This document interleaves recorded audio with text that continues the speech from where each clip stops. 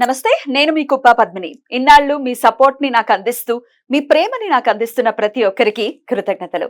ఇప్పుడు చూడబోతున్న ఈ వీడియో కూడా ఖచ్చితంగా మీకు ఉపయోగపడుతుంది. లైక్, షేర్ అండ్ సబ్స్క్రైబ్ చేసి మీ ఇష్టాన్ని అలాగే మీ సపోర్ట్ ని నాకు అందించండి. అలాగే ఈ వీడియో పట్ల మీ అభిప్రాయాన్ని కమెంట్ సెక్షన్ లో కమెంట్ చేసి నాకు తెలియజేయండి. నమస్తే. నమస్తే, వెల్కమ్ టు అవర్ ఛానల్. నేను పద్మిని. ప్రస్తుతంతో పాటు ప్రముఖ ఆధ్యాత్మికవేత్త, వాస్తు జ్యోతిష పండితులు కేఎస్ఆర్ గారు మనతో పాటు ఉన్నారు. మాట్లాడదాం. సార్ నమస్తే. సార్ ఈ నెల 26వ తారీఖున వృశ్చిక రాశిలో సంచరిస్తున్న బుధ గ్రహం వక్రగతిలో ఉండబోతోంది. మరి ఈ వక్రగతి అనేది ద్వాదశ రాశుల వాళ్ళకి ఎలాంటి ఫలితాలను ఇస్తుంది? చిన్న సమయం అంటే 20 రోజులు అయినప్పటికీ వక్రించడమే. అందులో బుధుడు అంటే బుద్ధికి కారకుడు అని చెప్తూ ఉంటారు. కాబట్టి మరి అసలే ఆయన పాపం సూర్యుడి వదిలి ఉండలేడు. దూరం ఏర్పడిందంటే వక్రించేస్తూ ఉంటారు. దగ్గరైనా అస్తంగత్వం దగ్గరైతే అస్తంగత్వం అయిపోతాడు, దూరం అయితే వక్రించేస్తారు. రెండు ప్రాబ్లమే. సరే, మరి బుధుడు గనక వక్రిస్తే ఎటువంటి ఫలితాలు ఉంటాయి? ఎటువంటి చిన్నపాటి రెమెడీస్ చేసుకుని ద్వాదశ రాశుల వాళ్ళు కూడా ఈ 20 రోజులు తీసుకోవాల్సినటువంటి జాగ్రత్తలు ఏమైనా ఉంటాయా? ఇత్యాది విషయాలు ఒకసారి మీ ద్వారా సార్. అంటే ఖచ్చితంగా మనకి ఏదైనా సరే ఇంకా కొద్ది నెలల పాటు అయితే కనుక ఎంతో కొంత ఇబ్బందులు ఉన్నాయనే చెప్తున్నాం. అంటే ప్రతి ఒక్కరు ఒకే రకమైన బాధతో పడతారా అంటే అది మనం చెప్పలేం. కానీ ఇప్పుడు ఉన్న సరే మీరు అడిగే ప్రశ్న ఏదైనా సరే, ఇప్పుడు బుధుడు వక్రం చెందటం వల్ల అంటే మనం బుద్ధితో తీసుకునే నిర్ణయాలు ఏమన్నా కూడా, అంటే ఇప్పుడు పాలకులు తీసుకోవాల్సిన బుద్ధి ఒక రకంగా ఉంటుంది. సో నేను ఉద్యోగం చేస్తున్నప్పుడు తీసుకోవాల్సిన బుద్ధి ఒక రకంగా ఉంటుంది. మీరు కుటుంబంలో మీ బాధ్యతను నిర్వహించడానికి తీసుకోవాల్సిన బుద్ధి ఒక రకంగా ఉంటుంది. సో ఈ బుద్ధి ఏదైనా కూడా మనకి ఇబ్బంది కలగకుండా, సో దానివల్ల ప్రమాదాలు జరగకుండా ఉండటం అనేది అవసరం. కానీ ఇప్పుడున్న పరిస్థితుల్లో అయితే కనుక ఈ బుద్ధి ఎంతో కొంత క్షీణిస్తుంది ప్రతి ఒక్కరికి కూడా. సో బుద్ధితో చేసే పనులన్నీ కూడా మందబుద్ధి అయిపోతాయి, బుద్ధి తక్కువ పనులు అవుతాయి. రైట్.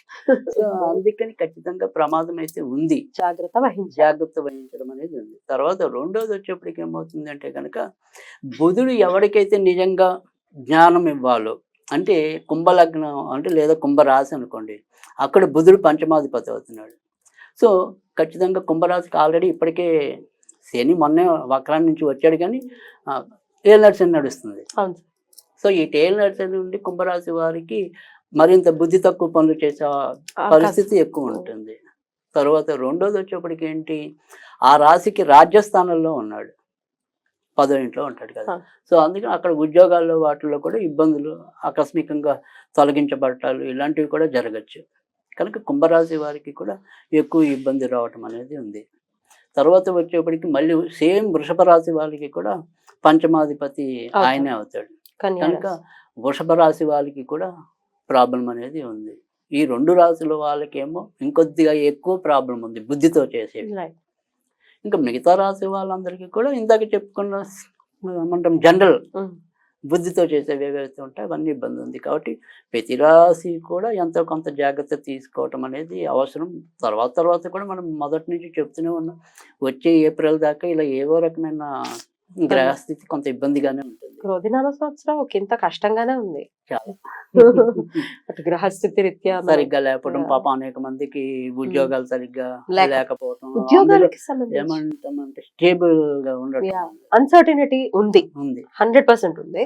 ఉద్యోగాల గురించి చాలా విరివిగా కాల్స్ వస్తున్నాయి సార్. ఉద్యోగాలు లేవు. అవునండి, మనకి సకాలంలో రాలేకపోవటం. ఇటు వచ్చిన బాధ ఏమిటంటే మన దేశ పరిస్థితి అంతంత మాత్రం ఉంది. సరే మిగతా దేశాల్లో కూడా ఇప్పుడు రెసిస్టెన్స్ పెరిగిపోవటం, అక్కడ వాళ్ళ పాలసీలు మారిపోతూ ఉండటం. సో దానివల్ల కూడా మనకి అటు బయటికి వెళ్ళే దారి సరిగ్గా కనిపించటంలో, ఆల్రెడీ ఇప్పుడు వెళ్ళిన వాళ్ళు కూడా ఇంకా సరైన ఉద్యోగాలు లేకంటే పార్ట్ టైం ముందు కొంత చదువుకుని పార్ట్ టైం ఉద్యోగాలు చేస్తామనే లక్ష్యంతోనే ఎక్కువ మంది వెళ్తున్నారు నాకు తెలిసినంత వరకు. కానీ అటు వాళ్ళు సక్సెస్ కావట్లా, ఇక్కడ మనము ఇలాంటి ఇబ్బందుల్లో ఉన్నాం. వీటన్నింటికి ఏంటంటే ఇప్పుడు ప్రస్తుతం ఉన్న గ్రహస్థితి అంతా కూడా కారణం అవుతుంది. అందుకని ఎలా చూసినా కూడా ఇక్కడ మంచి జరగటం అనేది అయితే తప్పనిసరి కావాలి. అది పలానా ఈ రాశ ఆ రాశ అనే కాదు, ప్రతి ఒక్కళ్ళు చేయవలసింది ఏంటి అంటే కనుక ఈ ఆకుకూరలు కొద్దిగా తగ్గించి తినాలి. ఈ 2-3 తగ్గించాలా? అంటే ఇంకా మనం చెడులో ఉన్న బుధుడికి పవర్ పెంచినట్టు ఆకుకూరలు తింటే. సో అందుకని ఆకుకూరలు తగ్గించి తినాలి.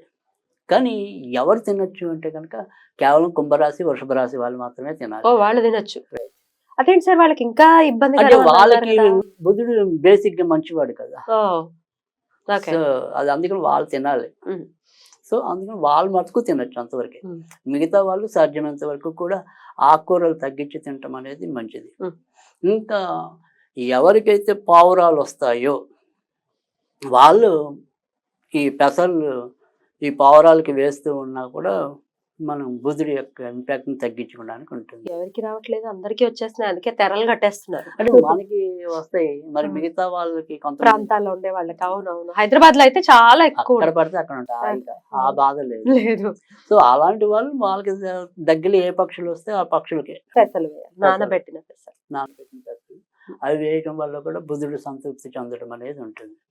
ఇక బాగా అందరికీ కామన్ గా అంటే నేను ఒకవేళ ఇన్ కేస్ వేరే మతాల వాళ్ళ కోసం ఈ పనికి వస్తాయి, అంటే మనం ఏమి దేవుడితో సంబంధం లేకుండా మనం చెప్పాము.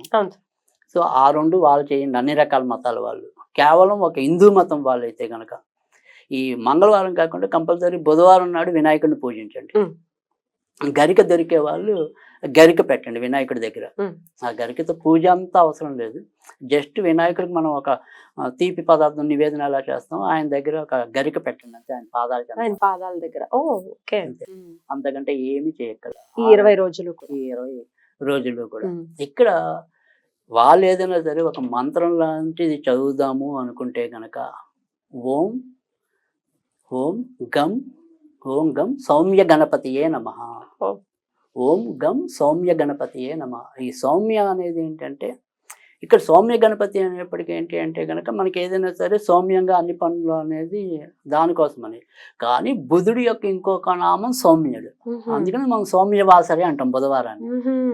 అవును, సంస్కృతంలో అదే వస్తుంది, పూజలు చేసేటప్పుడు మనం సౌమ్యవాసరి. సో అందుకని ఆ సౌమ్య గణపతి ఏ నమ అనేది చదువుకుంటే ఇప్పుడు బుధుడు వల్ల వచ్చే అరిష్టాలన్నీ కూడా తొలగించబడతాయి. అంతే, చాలా తేలిగ్గా ఆ రకంగా చేసుకుంటూ వెళ్ళటం.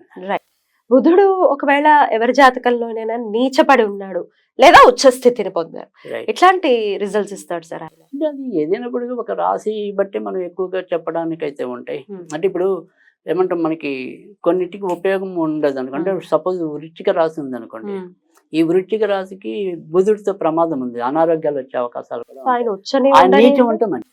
ఆయన నీచుంటే మంచిదా? అంటే మేలు చేసే వాళ్ళకి ఊచలో ఉండాలి, మనకి చెడు చేసే నీచులో ఉండాలి. అంటే వాళ్ళ బలం తక్కువ ఉండాలి కదా, తక్కువ బలం ఉంటుంది. మనకి మేలు చేయాలన్నప్పుడు ఎక్కువ బలం ఉండాలి. నిజమే, లాజిక్ కదా. మనం దుర్మార్గుడు అయినప్పుడు వాడి బలం తక్కువ ఉంటే మనం బతుకుతాం. సో వాడు మనకి బాగా ఆప్తమిత్రుడు అనుకోండి, ఆయన బలం ఉంటేనే మనకి మరింత బలం ఉంటుంది. Logic right. సో వృశ్చిక రాశి వారికి మాత్రం వృశ్చిక రాశి వారికి ఇంకా కొన్ని రాశులు చెప్పమంటే వృశ్చిక రాశికి మంచిది కాదు, కర్కాటక రాశికి కూడా మంచిది బుధుడు మంచిది కాదు. ఎందుకంటే కర్కాటక రాశికి ఏమవుతుందంటే మెయిన్ ప్రాబ్లం ఏమవుతుందంటే అందరు తొందరగా అతుక్కుంటారు కానీ మళ్ళీ ఏదో విధంగా విడిపోతారు. అది ఎందుకని అంటే ఇక్కడ ఈయన తృతీయ వ్యయాధిపతి అవుతాడు కదా.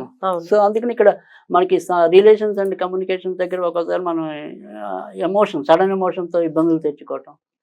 తర్వాత రెండోది వచ్చేప్పటికి చిన్న చిన్న ప్రమాదాలు, అంటే చిన్న చిన్న ప్రయాణాల్లో నష్టాలు.